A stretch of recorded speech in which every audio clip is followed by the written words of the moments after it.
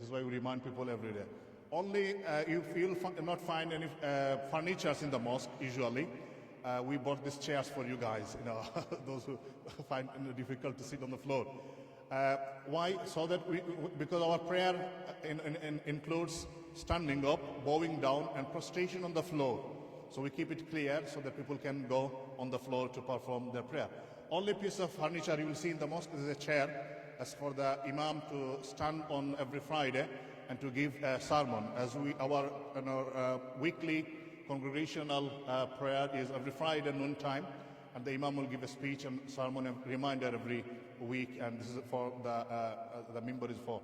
So without further ado, we'll be doing a short recitation from the few verses from the Holy Quran, and then I'll mention the translation in English, and then we'll have got our Sheikh Bilal Baum, the scholar, who will be talking to you if you have any question, and also he'll be sharing some of his words of wisdom, inshallah. So without further ado, I'd like to call upon Hafiz Abdul Hamid Shahan to recite a few verses from the Quran.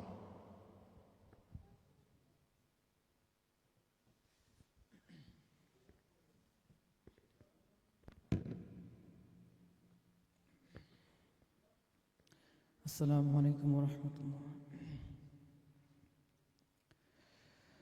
أعوذ بالله من الشيطان الرجيم.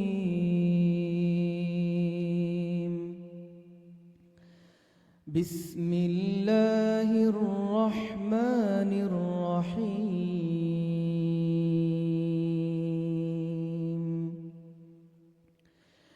يا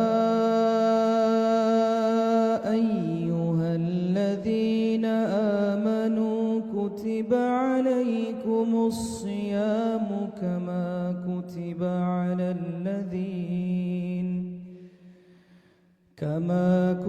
على الذين من قبلكم لعلكم تتقون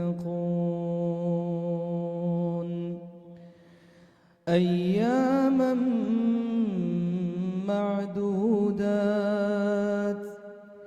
فمن كان منكم مريضا أو على سفر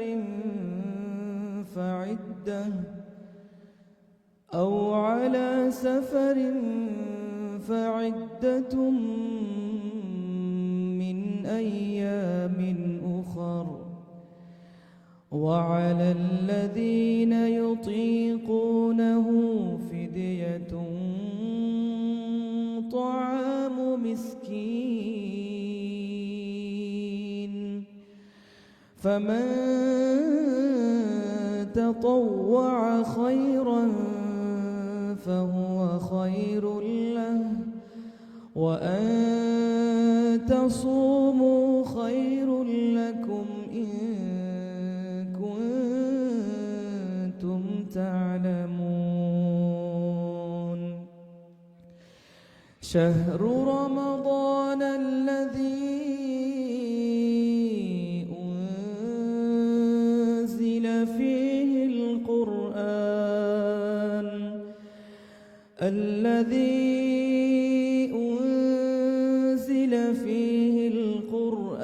هدى للناس وبينات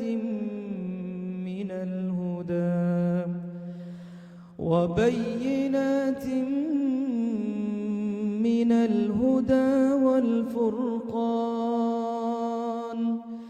فمن شهد منكم الشهر فليصمه ومن كان مريضا أو على سفر فعدة من أيام أخر يريد الله بكم اليسر ولا يريد بكم العسر ولتكملوا العدة ولتكبروا الله على ما هداكم ولعلكم تشكرون. وإذا سألك عبادي عني قريب أجيب دعوة الداع إذا دعاني فليستجيبوا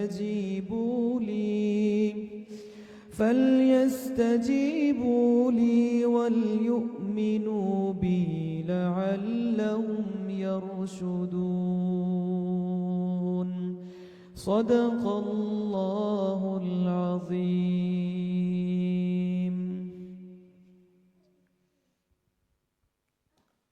Jazakallah khair. Thank you very much, Hafiz Abdul Hamid Shahan, who is leading prayer with us every night. And he memorized the whole Quran as well. So every night we listen to one juz, one part of the Quran, and we tend to complete it in 27 nights.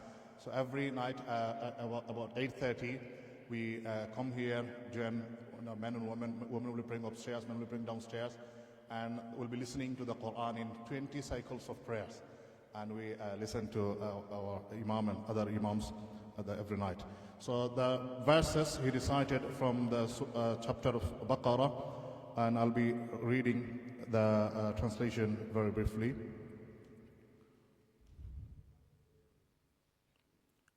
Believers, fasting has been prescribed for you as it was prescribed for those before you, so you may become mindful of Allah. Fast for a fixed number of days, but if any one of you is ill or on a journey, then let him fast an equivalent number of days later. The obligatory compensation on those who cannot fast is to feed a needy person if they can afford it. However, anyone who voluntarily does good deed will benefit from that, but to fast would be better for you if you knew. The Quran was revealed in the month of Ramadan.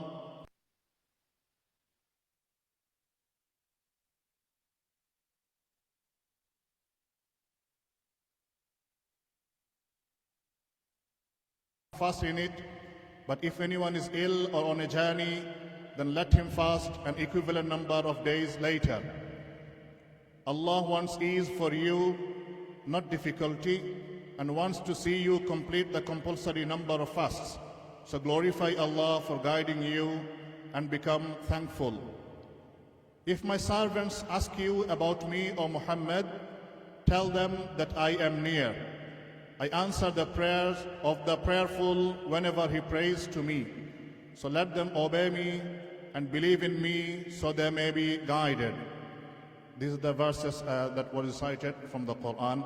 Without further ado, I would like to request our guest scholar, Sheikh Bilal Brown, to enlighten us with his words of wisdom.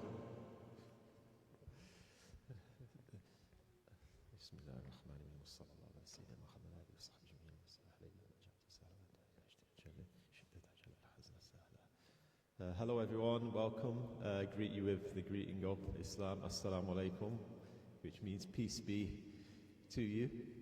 Glad to see you all here for Taste Ramadan event, and you're welcome here anytime as well to come.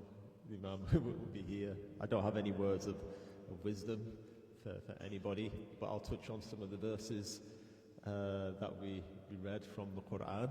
And fasting is only mentioned once in the Quran, in that actual passage. And the very first thing that is mentioned by Allah in the Quran is that fasting was prescribed for you, meaning Muslims, just like it was prescribed for those before you. So the first thing that God is saying to us is that this isn't something new for you, rather it was prescribed for the previous nations, the previous prophets. They also fasted as well. And if you look in the New Testament, we read about Jesus fasting for 40 days in the wilderness of Judea. And we know that in Judaism they have the fast of Yom Kippur, which is actually longer fast, 25-hour fast. And they have the fast of the firstborn as well, which is done the day before Passover. And if you look in the Hindu tradition as well, they have Ekadasi, which is a fast every lunar fortnight. So it's not something that is new for Muslims. And Allah in the Quran reminds us of that shared tradition and shared practice that we have. And in these times of divisiveness, we need to come together and recognize and speak about and celebrate the things that unite us, celebrate our differences, and also speak about the things that unite us and the things that we have in common. And it's really, really beautiful to see people here from local community, from different backgrounds, taking part in our iftar meal. And we hope that you enjoy it. In the Quran, Allah also tells us that, people, it's addressed to everyone, not just the Muslims.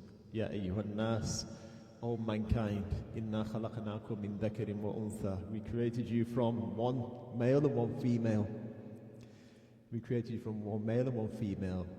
Obviously, as Muslims, we believe that is Adam and Eve, but God is pointing to a single origin here. Even if you don't believe in religion, you have to believe that we all came from a single origin. Yeah? We all came from Africa, right? Our ancestry, everyone in this room can be traced back to East Africa. And that DNA has shown that we are 99.9% the same human DNA. But that 0.1%, that 0.01% is what makes us different. But unfortunately, it's become used as a tool and a means of hatred and enmity and arrogance to show that I'm better. And this is something that the Quran actually condemns strongly, because the Arabs at the time of the Prophet Muhammad, they were also quite racist and arrogant and proud of their lineage. But our Prophet told us that there's la fadla li arabin ala ajami. There's no virtue for the Arab over the non-Arab, wala aswad ala abyad, and not the black over the white, or the white over the black, illa bit taqwa, except via piety and righteousness. And here in the Quran, Allah says that we created you from this single origin, from one male and one female. وَجَعَلْنَاكُمْ شُعُوبًا وَقَبَائِلًا. Then we made you into all these different races and tribes and nations, nationalities. لِتَعَارَفُوا, in order that you may recognize one another. You can use it as a means of recognition. So we know that some people are from the Indian subcontinent, some people have African heritage, some people have from the Far East. You can recognize that in one another. But Allah didn't say it should be a means of arrogance and boasting and pride and enmity. Okay? And it's a disease, it's a sickness. And the Muslim community is not free of it as well. But it's something that our religion condemns. And some people, they think because they have a certain nationality or they're of a certain race, that this is a means of superiority over others. And then in the same verse, Allah says, Inna akramakum indallahi atqakum, that the one who's the most honorable of you in the eyes of God is the one who has most piety, most righteousness, the one who is more obedient to God. This is the one who deserves more honor. And the amazing thing about that word, which is called taqwa, which is used in the Quran, the amazing thing about that word for righteousness or piety, or some translate as mindfulness of God, is that it's hidden as well. So there are outward expressions of it, but in reality, only God knows who has more righteousness than somebody else. And the Prophet Muhammad told us that at-taqwa hahuna, at-taqwa hahuna, at-taqwa hahuna, that righteousness is here, righteousness is here, righteousness is here. It's in the heart, something that only God knows. And the verses about fasting that we read, one of the purposes of fasting that is mentioned in the same verse in the Quran, where Allah says it was made obligatory for you, like it was made obligatory for those before you, is لَعَلَّكُمْ تَتَّقُونَ, so that you may attain that righteousness, you may attain that piety. And that's the reason why we fast. It's in order to attain obedience and righteousness and piety to God. And like I said, that's something that's hidden with God, so we don't look down on others and think that we're better than them because we're praying or we're fasting or we're giving charity. It's not the case. We know that that's just an outward manifestation. But the reality is only known by God. By God. So very glad to have you all here today. I want to open the floor for any questions that anybody might have. If it's about some of the features of the mosque, or about Ramadan, or about Islam or Islamic practices, or whatever you feel comes to mind. If anybody has any questions, don't be shy.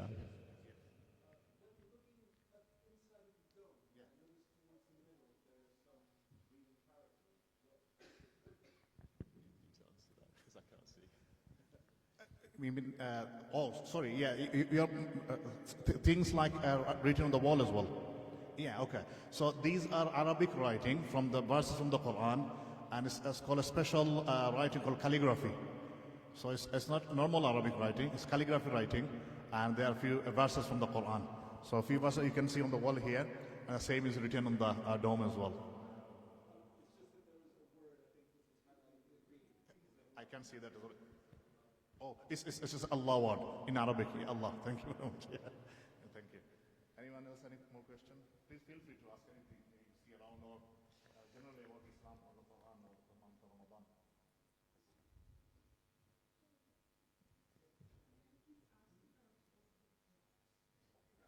The clocks. So these clocks, there are 6 clocks on there below the main clock, which has the current time. So each one has the time for the 5 daily prayers, because we need to come together and pray together at this particular time. So we set a particular time. For example, the afternoon prayer, we'll do that at 1 o'clock. So everybody knows to come at 1 o'clock. So these clocks help with that particular time. And the 6th one is for the Friday prayer. So everybody knows what time to come on Friday, so we can pray in congregation together.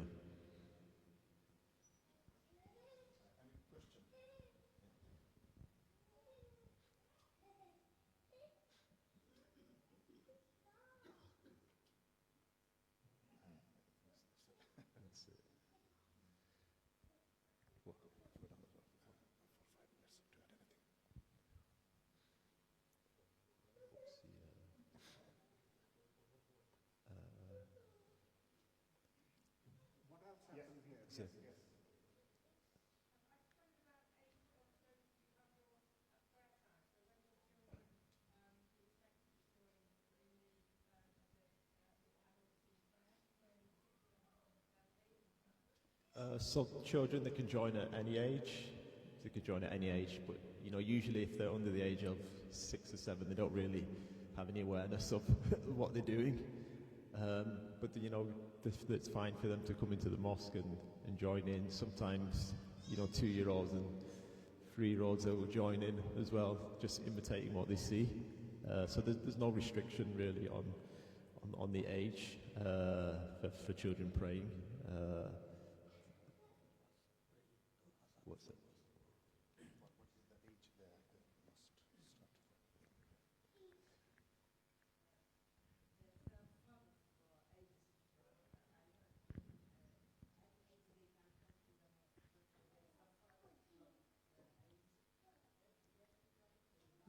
So there's a higher expectation to perform prayers once they reach maturity, once they reach the age of maturity.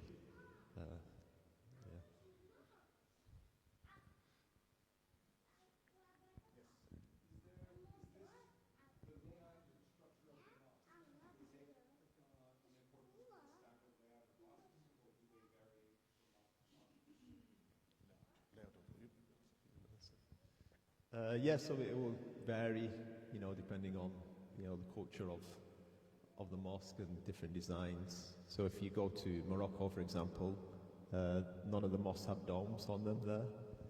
They have, like pointed roofs on the mosque there. Very rarely, unless it's a modern mosque, you won't find them with domes on. And if you go to China, you know, the structure of the mosque there, they just look like a Chinese traditional building. And in Africa, in Mali, they've got one of the oldest mud in Timbuktu. They have one of the oldest mud structured mosques, and every year the community get together and they like sort of replaster it with mud. They have to keep renewing it every year to keep the structure of the mosque solid. So it just depends on the culture of the people where Islam went and what kind of design features they have. If you go to Turkey, then you know see the dome mosques and the minarets and so on. And if you go to Syria, the Umayyads, so, you know, they were the first ones to start putting domes on mosques. So the domes, they were actually part of something that was around in the time of the Prophet Muhammad and his companions. So these were used later on, and they were used for acoustic purposes. So they found that with a dome, because the Imam will stand here, he'll be the only one reciting, and everybody else will have to listen. So without a microphone, it might be difficult for his voice to reach throughout all the areas of the mosque. So we added these domes, and we found that the voice of the Imam can travel to all the different areas of the mosque via the construction of the dome. So it was mainly for acoustic purposes.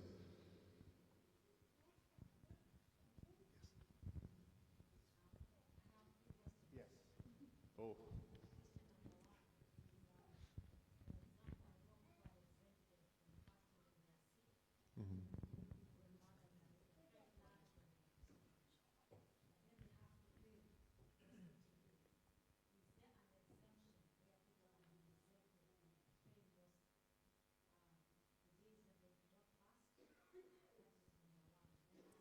Should we do them one at a time? Because it's a bit technical. So you're asking is if somebody's ill, but they still have to pray, but they don't have to fast. Is there an exemption from them praying? Is what?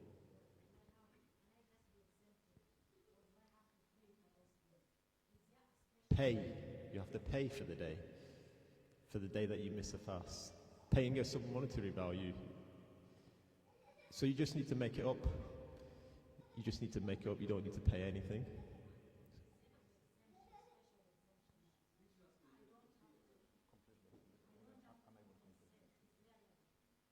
Well, you don't need to make up the fast. No, there's no exemption. So if you're obliged to fast, and then you miss the fast, then you have to make that up another time if you are ill. If you have a chronic illness, or you get to an age where it's not possible for you to fast to an elderly age, then there is something we call like a compensation, a replacement. Fidya means like a replacement for the fast, and that's a monetary payment.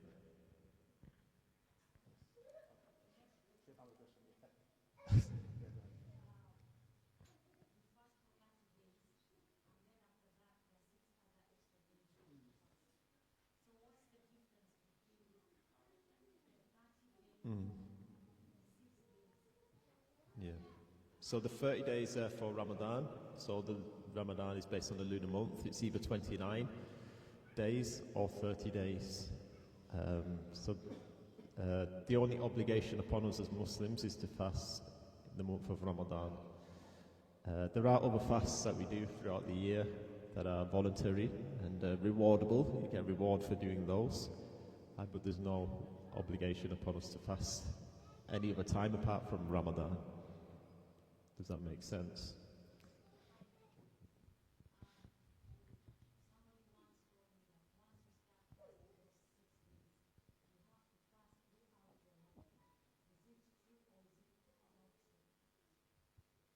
No. Yeah, I think it's basically the reward of it. What the narration says is that whoever fasts the 6 days of the next month, which is Shawwal, then they get rewarded for fasting the entire year. It's as if they get the reward for fasting the entire year.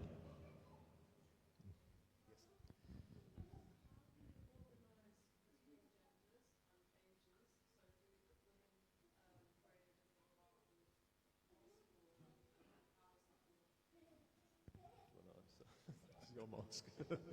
it's not my mosque, so I'm answering on behalf. But I think here they have women upstairs. So women, they'll pray upstairs, and children anywhere.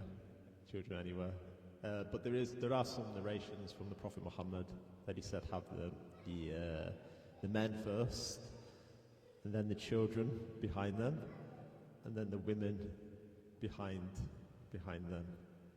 So obviously we bow down in prayer and we do a lot of motions and movement, so it wouldn't be appropriate to have women in front of all the men looking at that whilst they're praying. And Ajurisi mentioned the hermaphrodite, the intersex person as well. So Ajurisi spoke about them, and they say they should stand in front of the women. So if somebody's intersex or hermaphrodite, then they would stand in front of the women, but behind the children in the rows.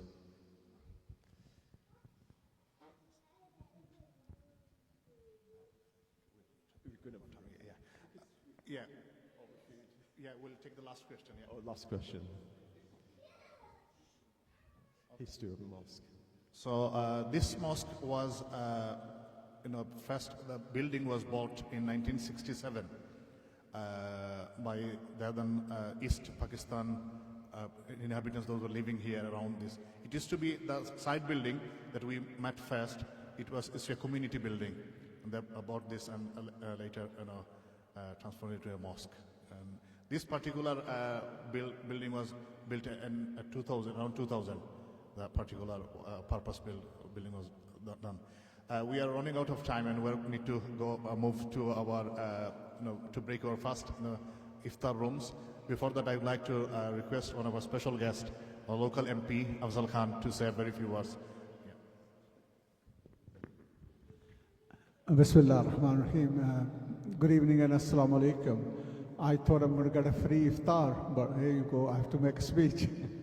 Let me start by first of all saying a big thank you to the Imam and the Mosque Committee, not only for inviting all of us here for this iftar, which I think is so nice, bringing the community together where you share the food, that's really nice. It's something which is needed. I think the more we do by taking a step towards one another, that the better understanding you develop. And we've already seen today, being here, asking those very basic questions, but it develops that understanding actually.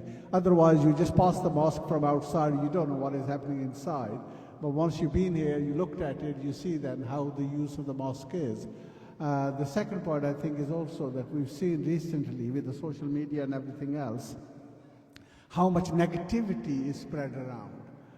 And I think equally important that we should counter that, and therefore taking that step towards one another, doing that is also important, and I'm pleased that the mosque is doing this. And it's good to also see that not only this mosque, but all mosques are virtually now doing this. I think it's a great step forward. And then you can see also from the government side of things, even in the parliament, there was an iftar. It was opened, it was really packed. The Prime Minister came, other people from other background of political parties also came. And I think that's really good, because we have a world where we are connected with one another so much. We can see every day what is happening everywhere. And therefore doing these things actually increases that understanding. Can I also take the opportunity to thank the mosque for so many other things that actually happens here. It becomes a community center where lots of community activities happen here, and they do this throughout the year. And most of these mosques are actually run on a voluntary basis, and the money given by those who come here, it actually runs the place as well. So thank you for throughout the year that the work you do. And once again, I look forward to invite again, and for the food as well. Thank you very much. Now I'm requesting our local councillor, Ahmad Ali Sahab, to say a few words. Assalamu alaikum, salam and greetings to every one of you. I've lived here about 50 years. I came here as a student. I've seen the development of this mosque. This used to be the McLaren Centre, the McLaren Hall, and they used to do a youth service, and it's Andrew McLaren, who's the Reverend, who used to have this hall, McLaren Hall. So we acquired this, and obviously the Muslim community is growing vastly. One of the significant things is that when you come to the prayers here, these international communities come here. There's Arabs, Somalians, Middle Eastern, you name it, and it's there. Bangladeshis, East Pakistan. I think I'd say the prayers is about one third is Bangladeshis, and the rest is from the whole communities come here. So, mashallah, this is an incredible development. All I can say, a Muslim's entire life runs around purity. Purification is one of the fundamental things, and it's the ephemeral nature of our life which God, Allah, advocates in the Quran throughout. It's about your personal jihad, your personal rectification, purification, and that's the essence of Muslims. And so I'll finish off by saying a Muslim cannot be a terrorist, and a terrorist cannot be a Muslim. Thank you.